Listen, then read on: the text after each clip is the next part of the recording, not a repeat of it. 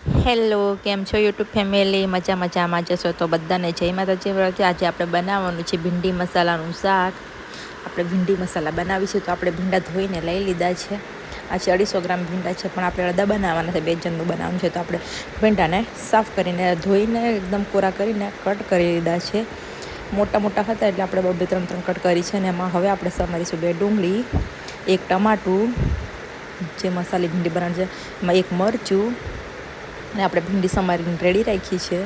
હવે આપણે સમારી દઈએ ડુંગળીને નાની કટ કરી લેશું. આમ તો મિક્સરમાં પીસી નાખો તો બી ચાલે. ટામેટુંને ખાસ બધા પીસે છે, પણ આપણે ટામેટુંને પણ નથી પીસવાનું. આપણે ડુંગળી પણ કાપી લેવાની છે, ટામેટું પણ આમાં જ કાપી લેવાનું છે. તો આપણે લઈ લીધી છે.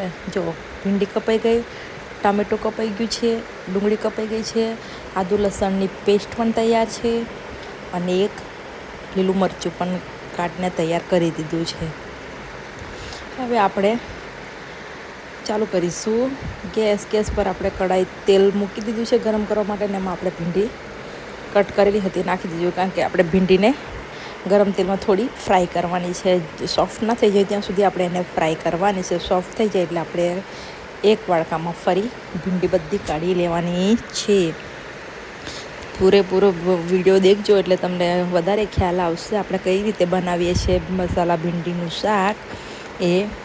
કારણ કે હું આ રીતે બનાવું છું, તમે લોકો કઈ રીતે બનાવો છો મને ખાસ કમેન્ટ કરીને કહેજો. અને જો એકદમ સોફ્ટ ભીંડી થઈ ગઈ છે, ને હવે આપણે એક વાટકામાં કાઢી લઈશું. ભીંડી બધી કાઢીને પછી આપણે કરવાનું છે, તમને મેં બતાડું છું. તમે લોકો કઈ રીતે બનાવો છો ભીંડી મસાલા એ મને ખાસ કમેન્ટ કરીને કહેજો. ને મેં આ રીતે બનાવું છું, તમે પૂરો વિડીયો જોજો એટલે હું કઈ રીતે બનાવું છું, ને તમે લોકો કઈ રીતે બનાવો છો મને કોમેન્ટ કરીને કહેજો. ને કોને કોને ભાવે છે ભીંડાનું શાક, ભીંડી મસાલો કોનું ફેવરેટ છે એ લોકો મને ખાસ કમેન્ટ કરજો. અને જેને ખાવા હોય એ આવી શકો છે મારા ઘરે. તો આપણે આમાં થોડું ઉમેરી લઈશું તેલને. એમાં હવે નાખીશું થોડું ડુંગળી, સમારેલી ડુંગળી હતી 2 નાની. તો આપણે હવે તેલમાં નાખી દઈએ. ડુંગળીને એકદમ સાતળવાની છે. એનો એકદમ ડુંગળી સોફ્ટ થઈ જાય અને થોડોક બ્રાઉન કલર થઈ જાય ત્યાં સુધી એને સાતળવાની છે. જો તમે કલર જોઈ શકો છો ચેન્જ થઈ ગયો છે. હવે આમાં નાખીશું આપણે લસણ, આદુ, મરચાંની પેસ્ટ, જેથી આપણને કાચું પણ ના લાગે એટલા માટે. અને ડુંગળીની જોડે સાતળવાનું છે એટલે આપણને થોડો એનો કાચો સ્વાદ ના આવે એટલા માટે. તો તમે જોઈ શકો છો આપણે ડુંગળીનો બી કલર ચેન્જ થઈ ગયો છે. અને આપણે આદુ લસણની પેસ્ટ પણ અંદર નાખી દીધી છે, અને લીલું મરચું એક કાપ્યું હતું એ પણ અંદર નાખી દીધું છે. અને હવે આપણે નાખીશું ટમાટર. જો ટમાટરને પણ બરાબર હલાવીને થોડું નમક નાખીશું એટલે એકદમ ટમાટર પણ સોફ્ટ થઈ જશે. જેથી ટમાટર કેવા થઈ જશે કે આપણે મિક્સર જેવા તો નહીં થાય, પણ મિક્સરમાં પીસેલા હોય ને એવું જ ગ્રેવી બની જશે. એટલે આપણે સ્વાદ અનુસાર આપણે નાખી દઈશું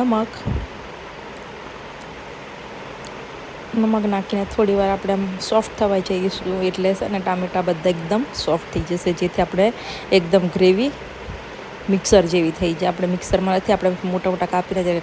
તો તમે જોઈ શકો છો આપણે હવે જો અંદર બધા મસાલા પણ નાખી દીધા છે. હું એમાં હળદર, ગરમ મસાલો, લાલ મરચું બધું નાખ્યું છે અંદર. અને આપણે થોડો 1 ચમચી જેટલો ચણાનો લોટ નાખીને શેકી નાખ્યો છે, જેથી કાચો ન લાગે.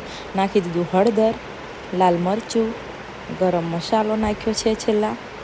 તમે જોઈ શકો છો આપણા આટલા જ મસાલા છે. આપણે બીજું કંઈ યુઝ નથી કરવાનું, બીજો વધારાનો કોઈ મસાલો નથી નાખવાનો. તો તમે જોઈ શકો છો એકદમ આપણું ગ્રેવી તૈયાર થઈ ગઈ. ને આપણે જે ફ્રાય કરી હતી ભીંડી, એ ભીંડી અંદર નાખી દીધી છે. હવે એકદમ એ ભીંડી, અને આપણે જે દહીં હતું એ દહીંને એકદમ આપણે મેલ્ટ કરી નાખ્યું છે. મેલ્ટ કરીને નાખવાનું છે, જેથી દહીં ફાટે નહીં. કારણ કે આપણે આખું દહીં એવું ને એવું નાખીશું તો એ ફાટવાની શક્યતા રહે છે. એટલે આપણે એકદમ મેલ્ટ કરી નાખવાનું છે દહીં, અને પછી નાખવાનું છે. એટલે તમે જોઈ શકો છો. જુઓ હવે એકદમ આપણે ભીંડી મસાલા રેડી થઈ ગયું છે. એકદમ ઉભરો આવે છે. હેલો ગાઈઝ, તો મારી ભીંડી મસાલાની રેસીપી કેવી લાગી તમને? જો મારી રેસીપી ગમી હોય તો લાઈક, શેર એન્ડ સબસ્ક્રાઈબ કરી દેજો.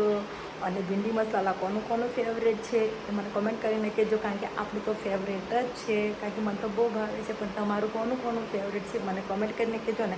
ની રેસીપી જેને બી ગમી હોય એ લોકો ખાસ કમેન્ટ કરજો મને. અને તમે એ લોકો કઈ રીતે બનાવો છો ભીંડી મસાલા એ લોકો મને ખાસ કમેન્ટ કરીને કહેજો. અને મેં કઈ રીતે બનાવીને તમે લોકો કઈ રીતે બનાવો છો મને કમેન્ટ કરીને કહેજો ગાઈઝ. આપણે નેક્સ્ટ વિડીયોમાં મળીશું. Bye bye.